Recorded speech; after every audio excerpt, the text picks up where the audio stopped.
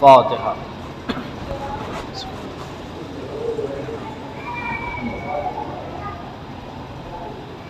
إياك نعبد وإياك نستعين اهدنا الصراط المستقيم صراط الذين أنعمت عليهم صل على لا حول ولا قوة إلا بالله العلي العظيم۔ أعوذ بالله من الشيطان الرجيم، بسم الله الرحمن الرحيم۔ الحمد لله رب العالمين، والعاقبة للمتقين، والجنة للموحدين، والنار للعاصين، والصلاة والسلام على أشرف الأنبياء والمرسلين، سيدنا ونبينا وشفيع ذنوبنا وطبيب نفوسنا مولانا أبي القاسم محمد وعلى آله الطيبين الطاهرين المعصومين المظلومين المنتجبين المنتخبين، لا سيما حجة الله على أرضه إمام زماننا هذا عجل الله تعالى فرجه الشريف، ولعنة الله على أعدائهم أجمعين۔ أما بعد، فقد قال النبي صلى الله عليه وآله وسلم، بسم الله الرحمن الرحيم، إن الحسين مصباح الهدى وسفينة النجاة۔ صلوات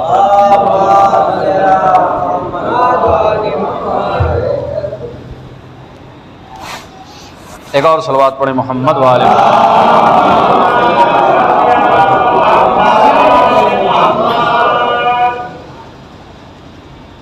پیغمبر کی حدیث کریمہ کہ جس میں اعلان ہے کہ ہم نے دنیا بھی آشکار کر دیا کہ بے شک حسین ہدایت کے چراغ ہیں اور کشتی نجات ہیں۔ امام حسین علیہ السلام کو پیغمبر اکرم نے کشتی نجات بنایا، ہدایت کا چراغ کہا، اور دنیا پہ یہ آشکار کر دیا کہ اگر کامیابی اور نجات چاہیے تو حسین تک آنا پڑے گا، کیونکہ نجات اب انہی کے پاس سے ملنے والی ہے اور ہدایت بھی انہی کے پاس ملنے والی ہے۔ تو اگر اس حدیث کے پس منظر میں ہم یہ دیکھیں کہ پیغمبر نے فرمایا کہ ان الحسین مصباح الہدیٰ، حسین چراغ ہدایت ہیں اور کشتی نجات ہیں، تو اس حدیث کو درمیان میں رکھ کے فیصلہ کرنا آسان ہو جاتا ہے کہ کون ہدایت یافتہ ہے، کون گمراہ ہے۔ اس حدیث کو درمیان میں رکھ کے فیصلہ کرنا آسان ہو جاتا ہے کہ کون وہ لوگ ہیں جو ہدایت کی جانب چل پڑے ہیں اور کون وہ لوگ ہیں جو ابھی تک گمراہی میں ہی پڑے ہوئے ہیں۔ تو اس کا سیدھا سیدھا فلسفہ ہے، نہ اس میں کسی مسلک کی قید ہے نہ کسی فرقے کی قید ہے، بس صرف اتنا ہے کہ یہ دیکھ لینا ہے کہ حسین کا چراغ کس گھر میں جل رہا ہے۔ جہاں جل رہا ہے اس کا مطلب یہ ہے کہ ہدایت کی روشنی کچھ حد تک اس تک پہنچ چکی ہے، اور جہاں یہ چراغ نہ جلتا ہوا نظر آئے، حسین مظلوم اس کے گھر میں نظر نہ آئے، اس کے وجود میں نظر نہ آئے، تو اس کا مطلب یہ ہے کہ ابھی یہ ہدایت کی منزل کی طرف نہیں بڑھا ہے۔ اب جو لوگ ہدایت کی طرف بڑھ گئے ہیں، جہاں چراغ جل چکا ہے، یہ گفتگو ان کے لیے ہے، اس لیے کہ جو لوگ گمراہی میں ہی ابھی ہیں انہیں ضروری ہے کہ پہلے وہ نکل کر دامن حسین تھامیں۔ اب جب ہم اس راستے پہ چل پڑے ہیں کہ جسے راہ ہدایت کہا جاتا ہے، تو وہ راستہ اتنا آسان نہیں ہے کہ آسانی سے چلا جا سکے. وہ راستہ کانٹوں سے بھرا ہوا ہے، وہ راستہ پرخطر ہے، وہ راستہ مشکلات سے بھرا ہوا ہے. تو اب ضروری یہ ہے کہ انسان جس راستے پہ چل رہا ہے، جس منزل کی جانب بڑھ رہا ہے، اگر اسے معلوم ہے کہ راستے میں خطرے موجود ہیں، مشکلات موجود ہیں، تو پھر اس کے لیے اہتمام اور انتظام کرے، تاکہ ان مشکلوں سے ٹکرا کر وہ پیچھے نہ ہٹ جائے، بلکہ ان مشکلوں کو شکست دے کر وہ منزل مقصود تک پہنچ جائے. اور اسی منزل مقصود کے پہنچنے کا نام کمال ہے، عروج ہے، کہ انسان کو اللہ نے عروج کے لیے پیدا کیا ہے، کمال کے لیے پیدا کیا ہے. صرف کھا پی کے مر جانے کے لیے انسان کو پیدا نہیں کیا ہے، بلکہ انسان کے لیے ایک منزل رکھی ہے تاکہ اس منزل کو وہ پا سکے. اور جب انسان اس منزل کی جانب قدم بڑھانے لگتا ہے تو وہی اس کی حقیقی منزل ہے جس کے لیے اللہ نے اسے بنایا ہے. کیونکہ آپ دیکھیں روایات میں بھی موجود ہے کہ انسانوں میں سے کچھ انسان ایسے ہیں، بھائی ہمیں اللہ نے اشرف المخلوقات بنایا ہے. یہ صحیح ہے کہ اللہ نے انسان کو اشرف المخلوقات بنایا ہے. تمام مخلوقات میں جو کچھ بھی اللہ نے پیدا کیا ہو، سب میں سب سے بہترین انسان کو بنایا ہے. اور اللہ نے خود قرآن میں کہا ہے جب انسان کو پیدا کیا تو اس نے کہا میں احسن الخالقین ہوں، یعنی بہترین خلق کرنے والا میں ہوں. تو اللہ نے انسان کو اشرف المخلوقات بنایا. اب اس جملے پر ذرا توجہ چاہتا ہوں کہ بنایا تو انسان کو انسان، بنایا ہے انسان کو اشرف. یہ اللہ نے انسان کی تخلیق میں اشرفیت کو رکھا، انسان کو انسان کی تخلیق میں انسانیت کو رکھا تاکہ وہ انسان کہلائے. اور اس دنیا میں آنے کے بعد انسان کا صرف اتنا سا کام ہے کہ جس طرح اللہ نے اسے انسان بنایا ہے، انسان ہی مرے. جس طرح سے اللہ نے اسے انسان بنایا ہے، اب صرف انسان کا اتنا کام ہے کہ جب وہ مر رہا ہو تو انسان ہی مرے، اس لیے کہ انسان کا پیدا کر دینا اس کا کام تھا، انسان کا باقی رہ جانا ہمارا کام ہے. اب آپ دیکھیں کہ روایات ملتی ہے کہ مرنے والے کچھ ایسے مرتے ہیں کہ جب مرتے ہیں تو وہ فرشتوں سے زیادہ بہتر ہوتے ہیں، اور کچھ مرنے والے ایسے مرتے ہیں کہ جب وہ مرتے ہیں تو وہ جانوروں سے بدتر ہوتے ہیں، وہ جانوروں سے بدتر ہوتے ہیں. جس منزل پہ اللہ نے پیدا کیا تھا، چونکہ انسان کے وجود میں نے پہلے ہی کہا کہ عروج ہے، کمال ہے، یا یوں کہوں کہ فطرت انسانی میں اور ہے. اب اس اور لفظ کی بہت زیادہ میں وضاحت ہم کو نہیں لگتا کہ ضرورت ہے. آپ ایسے ہی سمجھ لیے کہ ایک انسان ہے جس کے پاس کچھ نہیں، تھوڑا سا محنت و مشقت کی، محنت کرتا رہا، اس نے دیکھا کہ کوئی سائیکل سے جا رہا ہے، اس نے کہا کاش میرے پاس بھی سائیکل ہوتی تو پیدل مجھے نہ چلنا پڑتا. محنت مشقت کی، اللہ نے اسے سائیکل دے دی. کیا اس کی تمنائیں ختم ہو گئی؟ اس کی آرزویں ختم ہو گئی؟ اس کی خواہشیں ختم ہو گئی؟ نہیں، وہ لفظ اور جو تھا وہ اس کی زندگی میں باقی رہا. اس نے کہا سائیکل تو ملی گئی ہے، موٹر سائیکل بھی ہوتی تو کیا بہتر تھا. پیر چلانا پڑتا ہے، محنت کرنی پڑتی ہے، تھکان ہو جاتی ہے، اگر موٹر سائیکل ہوتی تو کتنا اچھا ہوتا. اللہ نے اس کی محنت و مشقت کو دیکھا، موٹر سائیکل بھی دے دی. لیکن یہ لفظ اور جو اس کی زندگی میں ہے وہ ختم ہونے کا نام نہیں دیتا. اب دیکھا کہ کوئی فور ویلر سے آ رہا ہے، کہ ٹھیک ہے اللہ کا دیا ہوا ہے، جہاں سائیکل نہیں تھی سائیکل دیا، سائیکل کے بعد موٹر سائیکل دیا. کاش میرے پاس بھی ایسی کوئی گاڑی ہوتی تو ہم بھی اے سی کا مزہ لیتے ہوئے جاتے. ہواؤں کے تھپیڑے، یہ گرمی، یہ بارش، یہ ساری چیزیں جھیلنی پڑتی ہے، ہوتی تو. اب یہ اور ہے جو ٹھہرنے کا نام نہیں لیتا، جہاں تک کہ فور ویلر دلا دیا. لیکن یہ بندہ ہے جس کے دل میں یہ اور لگا ہوا ہے. اور آپ دیکھیے اس اور کا نتیجہ یہ ہوا کہ جہازیں خرید لی گئی، ہوائی جہاز آ گئے، اور اس کے اوپر بھی اب انسان کوشش کر رہا ہے کہ یہ بھی ہو جاتا، یہ گھنٹے لگاتا ہے، کوئی ایسا مل جائے کہ جو منٹوں میں پہنچا دے. تو یہ انسان کی خواہشات جو اور ہے یہ ختم نہیں ہوتی، چاہے برائیوں کی جانب ہو یا اچھائیوں کی جانب ہو. چاہے یہ برائیوں کی جانب ہو چاہے اچھائیوں کی جانب ہو، جب انسان اچھائیاں کرنے لگتا ہے، مثال کے طور پر کوئی انسان ہے، اس نے کہا یار آج اٹھ گیا ہوں، نماز فجر پڑھ لی ہے، جہاں نیند خراب کر کے میں نے نماز فجر پڑھی ہے تو پھر کیا بہتر ہوگا، کچھ کرنا ہی نہیں ہے تو ظہر بھی پڑھ لیں۔ جب انسان نیکیوں کی جانب قدم بڑھاتا ہے، اب ظہر بھی اس نے پڑھ لی، کہا ظہر پڑھ لی تو عصر بھی پڑھ لیں، عصر بھی پڑھ لی، مغرب بھی پڑھ لی، عشاء بھی پڑھ لی، اور یہ سلسلہ چلتا رہا۔ پھر اس کی روایت پہ کہیں نظر پڑ گئی کہ بہتر یہ ہے کہ نوافل بھی پڑھو۔ یہ حضرت انسان ہے، اچھائیوں کے جانب جب اس کا قدم بڑھا تو اس نے کہا پنجگانہ تو سبھی پڑھتے ہیں، چلو نافلہ بھی پڑھ لیتے ہیں۔ اب وہ نافلہ بھی پڑھنے لگا، کہا دنیا نافلہ جو 5 وقتہ کی نافلہ ہے، فجر میں 2 رکعت واجب اور 2 رکعت مستحب، ادھر ظہر میں 8 رکعت مستحبات میں سے، 4 رکعت واجبات میں سے، اسی طرح عصر کے ساتھ بھی 8 رکعت، مغرب کے بعد 4 رکعت، عشاء کے بعد 2 رکعت۔ اب یہ تو ساری چیزیں کا بہت سارے ایسے ہیں کہ جو یہ بھی پڑھتے ہیں۔ اس نے کہا کہ چلو ایسا کرتے ہیں کہ نماز شب بھی پڑھ لیتے ہیں تاکہ کچھ اور ثواب ملے، تو چاہے نیکیوں کی جانب انسان کو دیکھو چاہے برائیوں کی جانب انسان کو دیکھو، ان کے نیکیوں برائیوں کے درمیان ایک لفظ اور ہے جو انسان کے اندر کبھی ختم نہیں ہوتا۔ کیوں؟ اس لیے کہ یہ اور اللہ نے انسان کی فطرت میں رکھا ہے، عادت میں نہیں، فطرت میں رکھا ہے کہ انسان ایک مقام پر ٹھہر ہی نہیں سکتا ہے، اور جو انسان ایک مقام پہ ٹھہر جائے وہ انسان ہی نہیں ہے، وہ پتھر کے مانند ہے، اس لیے کہ ٹھہرنے والی اشیاء اللہ نے اور پیدا کی ہے۔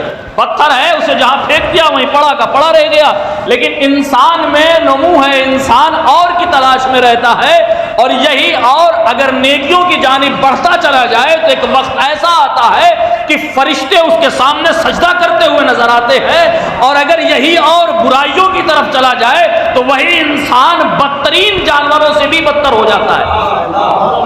یہ انسان کا اور ہے جو ختم نہیں ہوتا۔ اللہم صلی علی محمد وآل محمد وآل۔ اب انسان کو عبادت کرنی ہے، منزل کمال تک پہنچنا ہے، عروج کی منزلیں اسے طے کرنی ہے۔ جتنا انسان اللہ کے قریب ہوتا جائے گا، جتنا معرفت بڑھتی جائے گی، اتنا انسان عروج کو طے کرتا رہے گا، عروج کو طے کرتا رہے گا، یعنی انسان بلندی چاہتا ہے۔ جب انسان بلندی چاہتا ہے یعنی معراج چاہتا ہے، اگر صاف لفظوں میں کہوں کہ انسان معراج چاہتا ہے، معراج یعنی بلندی، انتہائی معراج چاہتا ہے انسان۔ اب جب تلاش کیا کہ بھائی وہ کون سا ایسا آسان طریقہ ہے، بھائی شارٹ کٹ ہر کوئی ڈھونڈتا ہے، ہر کوئی چاہتا ہے کہ آسانی سے تیزی کے ساتھ ہم منزل کو طے کر لیں۔ اب اگر ہم سے کوئی کہہ دے کہ بھائی سرینا کا راستہ یہاں سے جائیں گے تو 1 کلومیٹر ہے، یہاں سے جائیں گے تو 450 میٹر ہی پڑتا ہے، تو عقل مندی یہی ہے کہ یہاں سے آپ گزر جائیے اگر پر خطر نہیں ہے، خطرے میں اگر نہیں ہے۔ تو ہر انسان مختصر چاہتا ہے۔ پیغمبر بھی بیٹھے ہوئے ہیں کہ اے اللہ کے نبی، آپ یہ کہتے ہیں کہ انسان بلندی چاہتا ہے، معراج چاہتا ہے، کچھ ایسا بتا دیجئے کہ ہمیں بھی معراج مل جائے، کچھ ایسا بتا دیجئے کہ ہمیں بھی بلندی مل جائے۔ پیغمبر سے سوال تھا، پیغمبر نے کہا اچھا تم اگر بلندی چاہتے ہو، کیونکہ تمہاری تخلیق اسی لیے ہے کہ تم معراج پاؤ، تم بلندی پاؤ، تو پیغمبر سے جب پوچھا کہ اللہ کے نبی ہم بلندی چاہتے ہیں، آپ ہمیں معراج پہ پہنچانے کے لیے آئیں، تو بتائیے کہ ایسا کیا کریں کہ ہمیں بلندی مل جائے، ہمیں معراج مل جائے۔ پیغمبر نے بالکل آسان لفظوں میں صرف اتنا سا کہا جو بار بار میں کہتا چلا آ رہا ہوں، لیکن میری بات ہے، مانیے نہ مانیے، پیغمبر کی بات تو ہر مسلمان کو ماننا چاہیے، کیونکہ یہ وہ نبی ہیں کہ جنہوں اپنوں نے نہیں غیروں نے کہا تھا آپ سچے ہیں، غیروں نے کہا تھا۔ اب ہمیں یہ دیکھنا ہے کہ ہم کس میزان میں ہیں، ان غیروں سے بدتر ہیں یا اپنے بن کر پیغمبر کی بات کو مان کر عمل کرتے ہوئے نظر آتے ہیں۔ پیغمبر نے پوچھا، پیغمبر سے پوچھا اللہ کے نبی آپ ہمیں بلندی تک پہنچانے کے لیے آئے ہیں، آپ ہمیں معراج تک پہنچانے کے لیے آئے ہیں، تو اے اللہ کے نبی کچھ ایسا بتا دیجئے کہ ہم بھی معراج تک پہنچ جائے۔ پیغمبر نے کہا تمہیں کسی براق کی ضرورت نہیں ہے، کسی سواری کی ضرورت نہیں ہے، کہ تم آسمانوں کو طے کرو، 1 آسمان 2 آسمان 3 آسمان 4 آسمان، نہیں، تم زمین پر بیٹھے بیٹھے تم بلندی کو پا سکتے ہو۔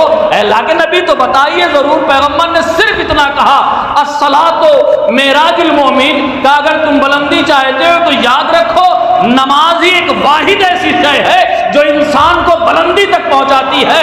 کہ سر تو جاتا ہے سجدے میں، لیکن وہ جھکتا ہوا سر تمہیں اتنا بلند کرتا ہے کہ کائنات میں پھر کوئی اور تم سے بلند نہیں ہوتا۔ صلوات پڑھے محمد و آل محمد پر۔ اب ایک جملہ آپ کو یاد دلاؤں، ایک جملہ یہ تو پیغمبر نے کہا ہے کہ بلندی اگر چاہیے تو الصلاۃ معراج المومن، مومن کی معراج یہ ہے کہ وہ نماز پڑھے۔ لیکن کیسے میں مانوں؟ بھائی ہر چیز دلیل، پیغمبر صادق ہیں، ان کی زبان کوئی مثال تو ہونی چاہیے کہ سر کو سجدے میں رکھنے کے بعد انسان کو بلندی مل جاتی ہے۔ قسم خدا کی، نبی کے ایک ایک جملے کی دلیل ہمارے معصوموں نے دی ہے۔ پیغمبر نے کہا کہ اگر کہہ دیا الصلاۃ معراج المومن انسان کو نماز بلندی پہ پہنچاتی ہے، تو وہ علی جس نے اپنی پوری زندگی گزار دی تھی، خیبر میں گزاری، خندق میں گزاری، احد میں گزاری، بدر میں گزاری، حنین میں گزاری، صفین میں گزاری، جمل میں گزاری، اور ایسے ویسے نہیں، نامور پہلوانوں کو اپنے تلوار کا مزہ چکھایا ہے، لیکن پوری زندگی علی نے کبھی یہ نہیں کہا کہ میں کامیاب ہو گیا ہوں، مجھے بلندی مل گئی ہے، مجھے معراج مل گئی ہے۔ لیکن جیسے ہی مسجد کوفہ میں محراب عبادت میں عبد الرحمن ابن ملجم نے آپ کے سر اقدس پہ تلوار لگائی، فوراً علی کی یہ زبان گویا ہوئی، فزت برب الکعبہ، علی آج کامیاب ہو گیا ہے، علی آج منزل مقصود پا گیا ہے، علی آج معراج کو پا گیا ہے۔ جس سجدے کو پیغمبر نے بلندی بتایا تھا، اسی سجدے میں علی مرتضیٰ نے آواز دی ہے معراج چاہیے، اپنے آپ کو خدا کے سامنے جھکا دو۔ جب سر تمہارا خدا کے سامنے جھکے گا تو پھر کائنات میں یہ سر کٹے گا تو ضرور، جھکے گا کسی کے سامنے نہیں۔ صلوات پڑھے محمد والے محمد۔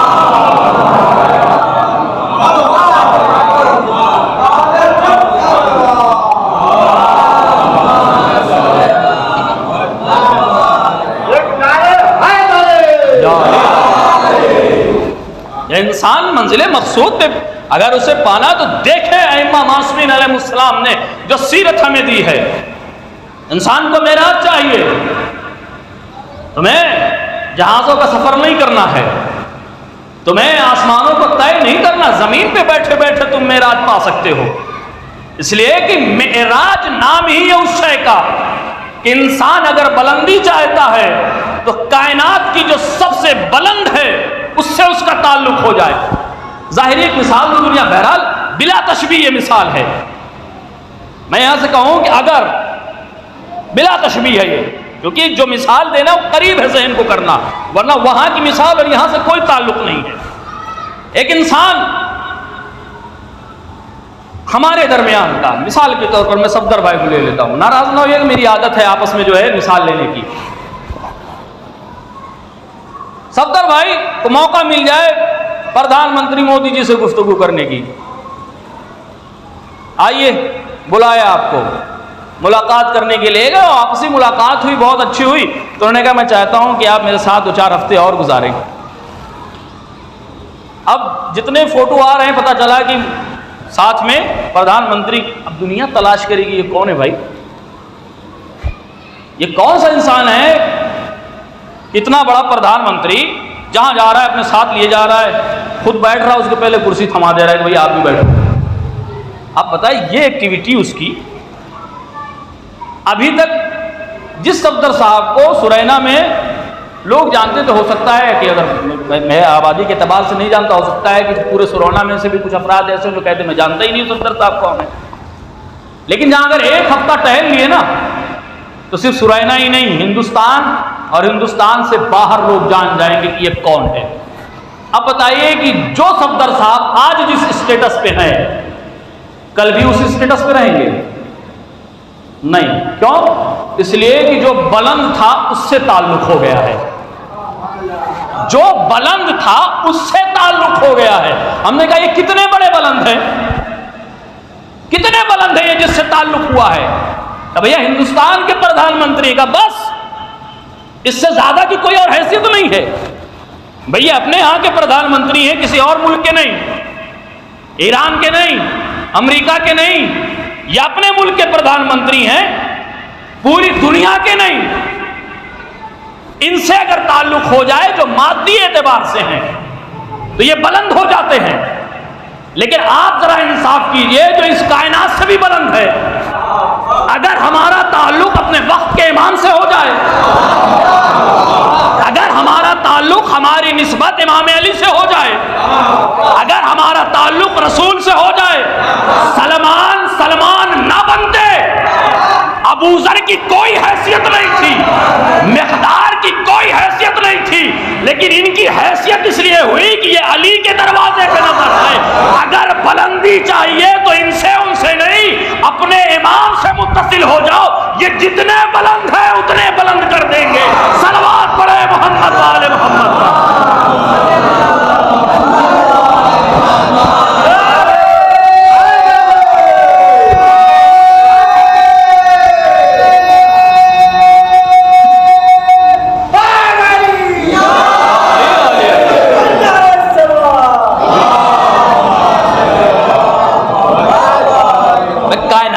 کوئی ایسا انسان نہیں ہے جو بلندی نہیں چاہتا ہے، کوئی ایسا نہیں ہے جو معراج نہیں چاہتا ہے۔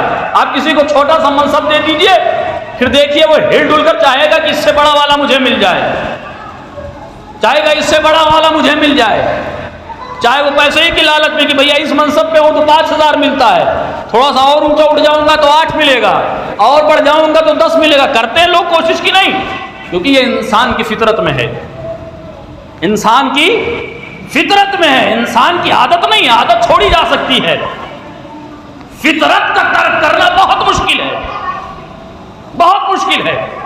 انسان فطرت کو جلدی ترک نہیں کر سکتا ہے۔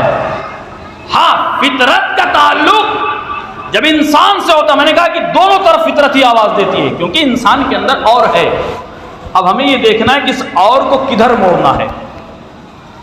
اور کو ہم اشرف اسی لیے ہوئے ہیں کہ ہم کو خواہشات دی ہیں، ورنہ اچھے خاصے فرشتے عبادت کر رہے ہیں وہ ہم سے افضل ہوتے، لیکن چونکہ ان کو خواہشات نہیں دی، جب خواہشات نہیں دی تو کہا کہ تم انسان سے بڑھ کے نہیں ہو سکتے ہو۔ جانور کو ہم نے عقل نہیں دی، اس لیے وہ تم سے افضل نہیں ہو سکتا۔ انسان کو خواہش اور عقل کا پیکر بنایا۔ توجہ چاہتا ہوں، یہاں پر میرے استاد محترم کا ایک جملہ یاد آ رہا ہے اور درمیان میں نظر کروں گا کہ انسان کو عقل اور خواہش کے درمیان کا بنایا، دونوں اسے دے دی، عقل بھی اس کے پاس ہے، خواہش بھی اس کے پاس ہے، اور اسی خواہش کا نام ہے اور۔ عقل کو اور کے سامنے لا کے رکھا کہ یہ عقل فیصلہ کرے گی کہ اور کو کہاں لے جانا ہے۔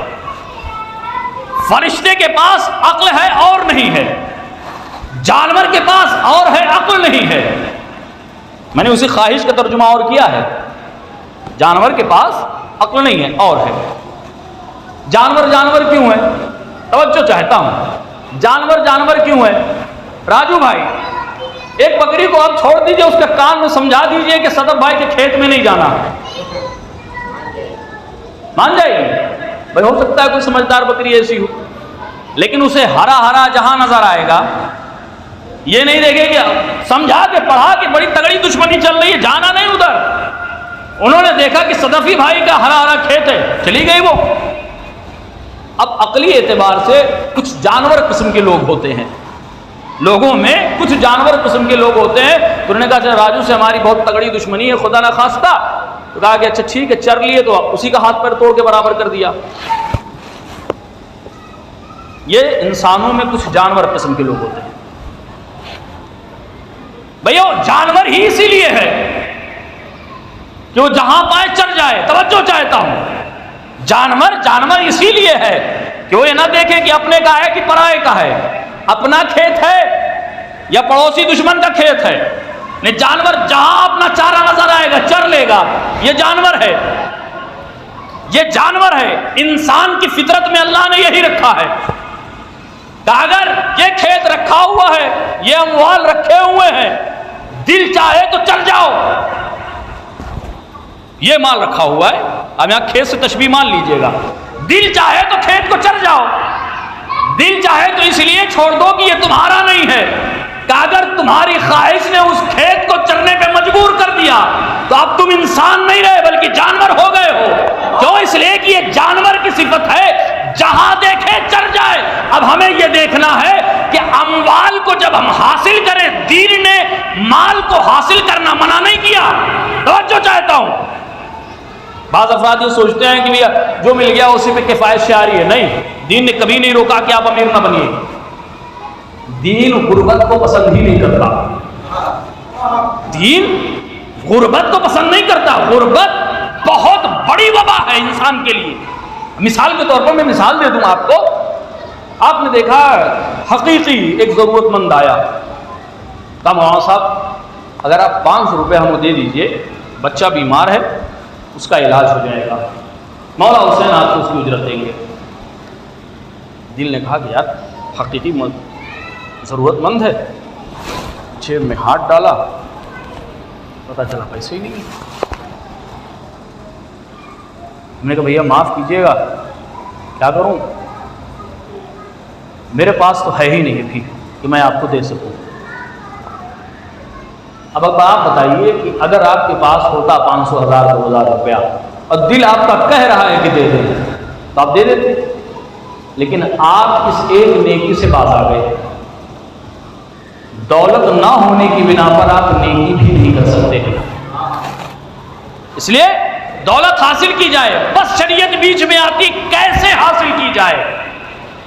اگر کسی کا مال ہڑپ لے رہے ہیں، جہاں دولت دکھی اس کو چاہا کہ بس حاصل کر لیا جائے، تو اب شریعت یہ کہتی ہے تم میں اور اس جانور میں کوئی فرق نہیں رہ گیا ہے کہ جو باہر نکلتے ہوئے صرف اپنے چارے کی تلاش میں رہتا ہے۔ انسان ہو، انسان کی طرح ہو، شریعت پہ عمل کرتے ہوئے دنیا کو یہ بتاؤ کہ ہم جانور نہیں ہیں بلکہ انسان ہیں۔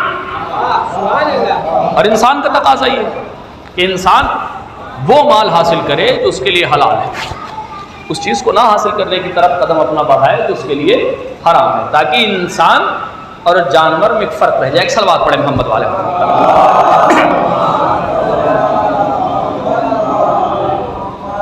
تو انسان کو اللہ نے کمال کی طرف پیدا کیا ہے تاکہ وہ اپنی خواہشات کو کچل کر اللہ، اس کے رسول اور اولی الامر کی اطاعت کرتے ہوئے منزل کمال کو پالے، منزل کمال کو پالے۔ اور آپ یہ جانیے کہ انسان جب اپنے خواہشات کو کچلتا ہے، جو بد خواہشات ہیں جو انسان کو گناہ کی طرف مجبور کرتا ہے، اچھا کبھی کبھی جو ہے لمبی لمبی عبادتیں بھی دھوکہ کر جاتی ہیں، اس میں بھی خواہشات کا بڑا رول ہے۔ ایک شخص تھا، بڑا عابد تھا، چھوٹا سا واقعہ، اس کے بعد ہفتے مسائل کیونکہ جلوس وغیرہ کا بھی نکلنا ہے۔ ایک شخص تھا، بڑا عابد تھا، بڑی عبادتیں کرتا تھا، گناہ کی وبا سے دور تھا، بڑی عبادتیں کرتا تھا، اور شیطان نے جتنے اپنے حربے تھے اپنے حساب سے جال پھینکتا رہا۔ اچھا شیطان بھی جو ہے، آپ کیا سمجھتے ہیں کہ سب پہ محنت کرتا ہے؟ ہماری اور آپ کی حیثیت صرف اتنی سی ہے کہ شیطان یوں تو لوگ سمجھتے ہیں کہ شیطان نے گمراہ کر دیا۔ ہر ایک کے لیے شیطان کا جال الگ الگ ہوتا ہے۔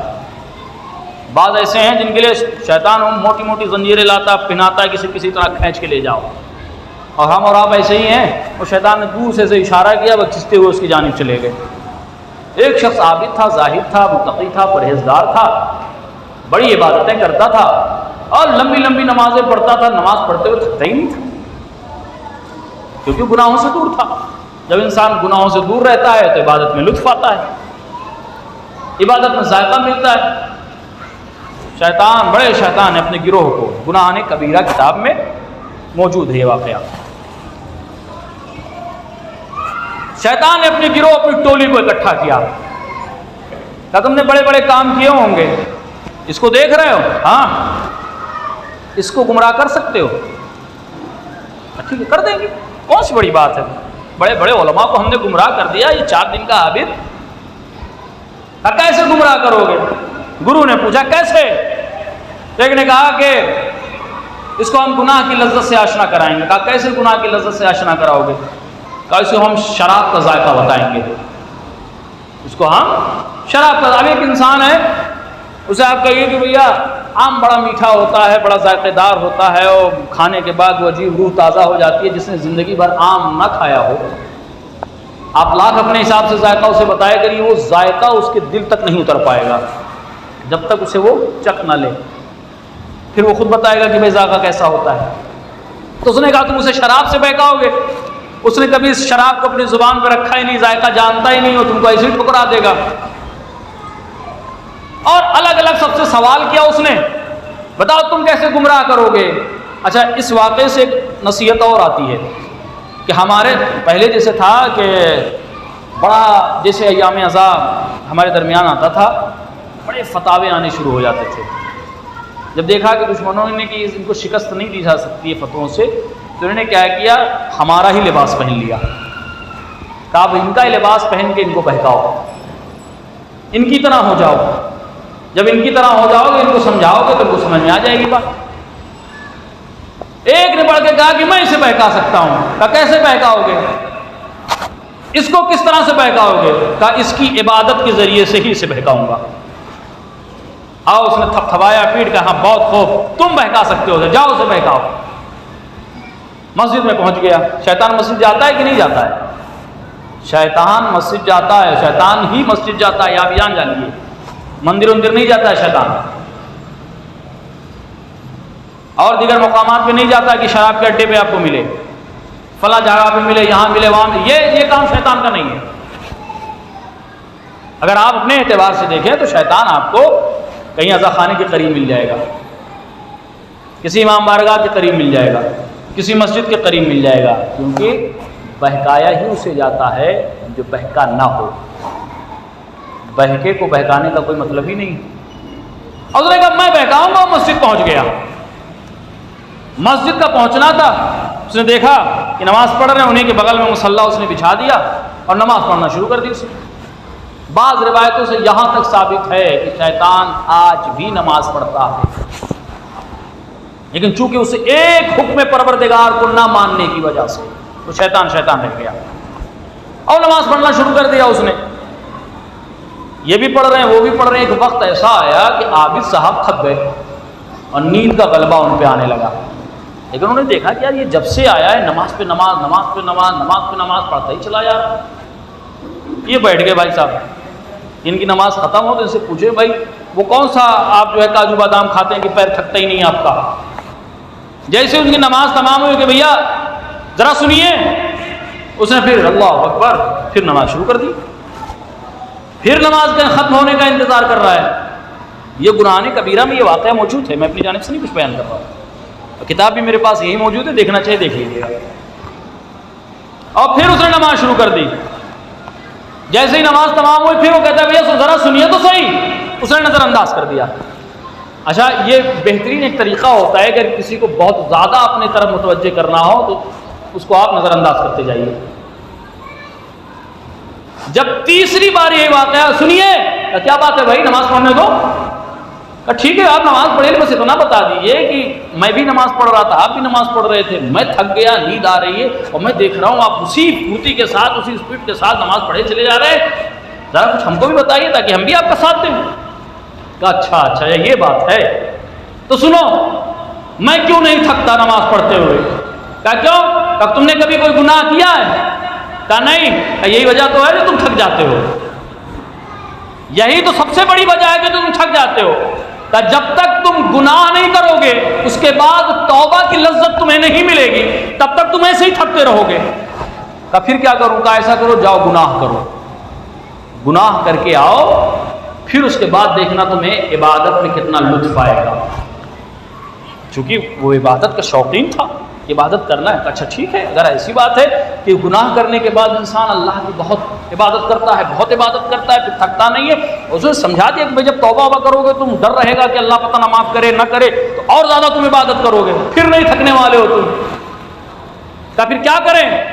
کہ جاؤ فلاں مقام پہ جاؤ، فلاں خاتون ہے، گناہ کر کے آؤ. ٹھیک، کہ یہ 2 درہم اسے دے دینا.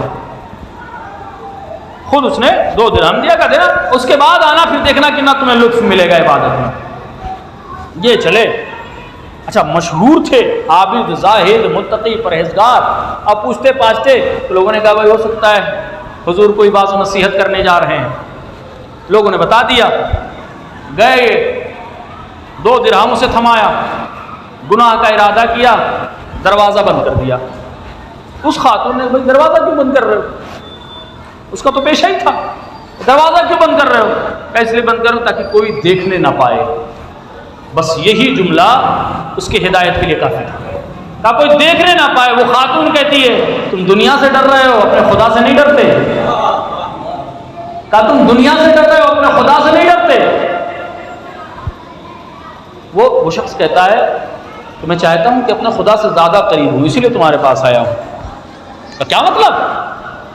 کہا کہ اب پورا واقعہ اس نے بتایا خاتون کو، کہ ایک عابد و زاہد، ایک متقی و پرہیزگار ایک شخص میرے پہلو میں نماز پڑھ رہا تھا، میں بھی پڑھ رہا تھا، میں تھک گیا، وہ تھکنے کا نام ہی نہیں لیتا. اسی نے ہم کو یہ بتایا ہے کہ اگر تم گناہ کر لو تو پھر تمہیں عبادت کا لطف ملے گا. اگر تم کوئی گناہ کر لو تو پھر تمہیں. اس عورت نے ایک حسین سا جواب دیا کہ اچھا تم کو یہ لگتا ہے کہ وہ انسان تھا؟ کہا پھر کون تھا؟ کہا کہ وہ شیطان تھا. وہ شیطان تھا. کہا تمہیں کیسے معلوم؟ کہا تمہیں اتنی سی عقل نہیں آتی؟ تم اگر گناہ کرتے کرتے مر گئے، توجہ چاہتا ہوں، اگر تم گناہ کرتے کرتے مر گئے اور تمہیں توبہ کا موقع نہ ملا تو یہ بتاؤ کہ تمہارا انجام خیر ہوگا یا جہنم ہوگا؟ جیسے فوراً اس کے تاج اب جاؤ مسجد جا کے دیکھو وہ عابد موجود ہے کہ نہیں. گیا دیکھا کہ وہ عابد موجود، وہ سمجھ گیا کہ شیطان تھا. لیکن اچھا ایک اس واقعے میں ایک نصیحت اور ہے. اس واقعے میں کیوں آپ کو بار بار کہتا رہتا ہوں، خود اپنے آپ کو نصیحت کیوں کرتا رہتا ہوں؟ اس لیے کہ اگر کوئی ایک بھٹکا ہوا راستے پہ آ گیا تو میں آپ کے لیے نہیں کہتا بھائی آپ کا اپنا عمل ہے، لیکن وہ جو کچھ کرتے ہیں ہم اپنے لیے کرتے ہیں.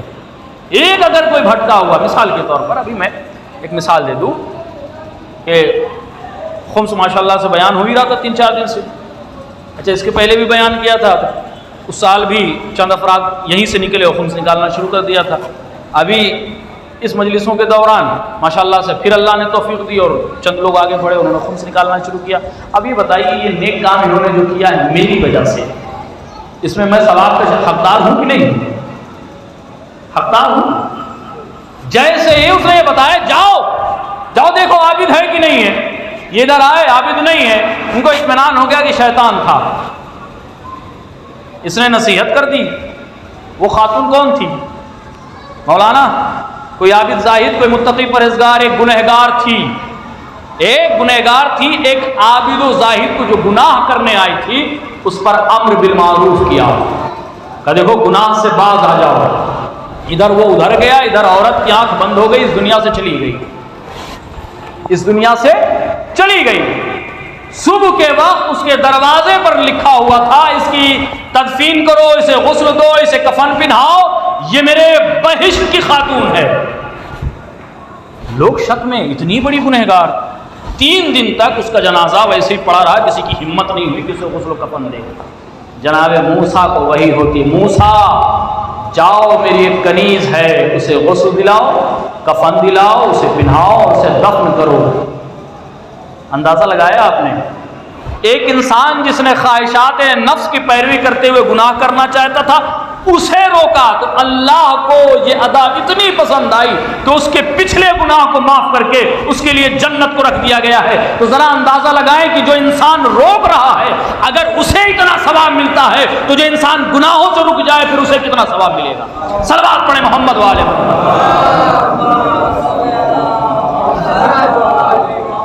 تو یہ انسان اپنے خواہشات نفسانی سے بچ کر اپنے آپ کو عروج کی جانب بڑھاتا ہے، معراج کی جانب بڑھاتا ہے. اور انسان کی زندگی کا اصل مقصد ہی معراج ہے، بلندی ہے. عزیزوں، آج 5 محرم ہمارے درمیان سے گزر گئی. یہ ایام محرم ہر حسینی کو چیخ چیخ کر آواز دیتے ہیں کہ ابھی بھی وقت ہے، حسین کی کشتی پہ سوار ہو جاؤ. تاکہ تمہیں نجات مل جائے، تاکہ تمہیں ہدایت مل جائے۔ اس لیے کہ امام حسین علیہ السلام نے ہماری ہدایت اور ہماری نجات کے لیے کوئی چھوٹی موٹی قربانی نہیں دی، بلکہ عظیم قربانیاں دی ہیں۔ تاریخ یہ لکھتی ہے کہ امام حسین علیہ السلام کہ جب اصحاب باوفا اور انصار امام پر اپنی جان کو قربان کر چکے، تاریخ نے لکھا کہ شہزادی زینب سلام اللہ علیہا اپنے بچوں کو مسلسل جب مدینے سے نکلی تھی، خود علامہ محسن نقوی شہید کا یہ جملہ ہے، وہ فرماتے ہیں کہ شہزادی جب انو محمد کو لے کے چلی ہیں تو اسی وقت سے سمجھاتی ہوئی چلی ہے کہ میرے لاڈلوں یہ خیال رہے کہ تم سے پہلے حسین کا بیٹا نہ مارا جائے، میرے بچوں یہ خیال رہے کہ تم سے پہلے حسین کے جگر کے ٹکڑے نہ مارے جائیں، تمہیں اپنی قربانی پیش کرنی ہے۔ جب شب عاشور آئی تو تاریخ نے یہ لکھا کہ زینب اپنے بچوں کو تیار کری، میرے لال انو محمد تمہیں یاد ہے نا میری نصیحت، خیال رہے کہ کل جب مقتل میں ہر کوئی اپنی جان کا نذرانہ پیش کر رہا ہو، اے میرے لاڈلوں جلدی کرنا، اے میرے لاڈلوں تاخیر نہ کرنا، اپنے ماموں پہ اپنی جان کو قربان کر دینا۔ تاریخ نے لکھا انو محمد حسین مظلوم کے پاس آئے، ماموں ہمیں مرنے کی اجازت دے دیجیے۔ حسین مظلوم نے بچوں کو آغوش میں لیا، میرے لاڈلوں تمہیں کیسے حسین مرنے کی اجازت دے دے، تم میری بہن کی نشانی ہو۔ امام حسین علیہ السلام نے یہ کہہ کے انو محمد کو واپس کر دیا۔ انو محمد خیمے میں آئے، ابھی کچھ دیر ہوا تھا، ایک مرتبہ جناب زینب اولیاء مقام خیمے میں آئی اور دیکھ کے کہتی انو محمد کیا میں نے تم سے نہیں کہا تھا کہ اپنی جان کو اپنے ماموں پہ قربان کر دینا؟ اے میرے لاڈلو ابھی تک تم زندہ کیوں ہو؟ ایک مرتبہ انو محمد اٹھے، اماں ہمیں معاف کریے گا، ہم ماموں کے پاس بار بار جاتے ہیں لیکن وہ ہمیں رن کی اجازت نہیں دیتے۔ ایک مرتبہ جناب انو محمد سے جناب زینب اولیاء مقام کہتی اچھا میرے لاڈلو چلو میں خود تمہیں حسین کے پاس لے کے چلتی ہو۔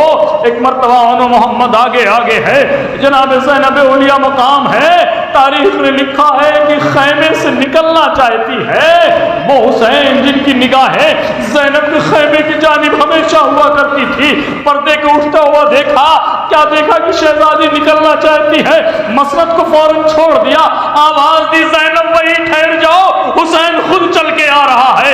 امام حسین مظلوم جناب زینب اولیاء مقام کے قریب گئے، بہن وہ کون سی ایسی وجہ بن گئی کہ حسین کے ہوتے ہوئے تمہیں خیمے سے باہر نکلنا پڑ رہا ہے؟ ایک مرتبہ جناب زینب نے کہا بھیا میرے بچوں کو رن کی اجازت دیجئے، بھیا انو محمد کو اپنے جبنے اوپر قربان ہونے دیجئے۔ حسین مظلوم نے انو محمد کو پیار کیا، حسین نے اجازت دی، حسین جب اجازت دے چکے، اب علماء کہتے ہیں میں نے کتاب میں مقتل میں کہیں نہیں پڑھا لیکن جناب زینب اولیاء مقام کی اس بات کو علماء نقل کرتے ہیں، کہتے ہیں کہ جناب زینب نے انو محمد کو اپنے سینے سے لپٹایا اور آواز دی میرے لاڈلو یہ خیال رہے مجھے معلوم ہے کہ تم علی جیسے بہادر کے نواسے ہو، میں جانتی ہوں کہ تم حملہ کرتے کرتے فرات تک پہنچ جاؤ گے، لیکن میرے بیٹوں اتنا خیال رہے فرات کا پانی منہ نہ لگانا، اس لیے کہ میرا بھیا پیاسا ہے، میری سکینہ پیاسی ہے۔ تاریخ نے لکھا انو محمد مقتل میں آئے، جنگ کی، جنگ کرتے کرتے ایک وقت ایسا بھی آیا کہ فرات کے قریب پہنچ گئے، آپس میں دونوں بھائی گفتگو کر ہی رہے تھے، ایک مرتبہ تیروں کی بوچھار ہوئی، بچے گھوڑے سے زمین پہ آئے، آواز دی اماں ہماری خبر لیجئے، جناب انو محمد کی آواز تھی، ایک جانب سے عباس دوڑے، حسین دوڑے، علی اکبر دوڑے، جب یہ سارے افراد انو محمد کے قریب آئے، حسین مظلوم نے بچوں کا سر اپنے زانوں پہ رکھا تو جانتے ہیں بچوں نے کیا کہا؟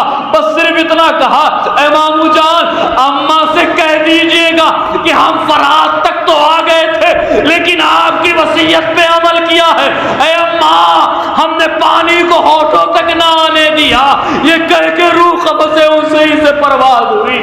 تاریخ نے لکھا حسین مظلوم ہے، عباس جری ہے، اونو محمد کا جنازہ اٹھا، خیمے میں جنازہ ہے، زینب اولیاء مقام ہے، دونوں بچوں کے جنازے کے درمیان سر کو سجدہ خالق میں رکھا، اے معبود یہ قربانی قبول ہو، میرے بچوں نے حسین کے سامنے ہمیں سرخرو کر دیا ہے۔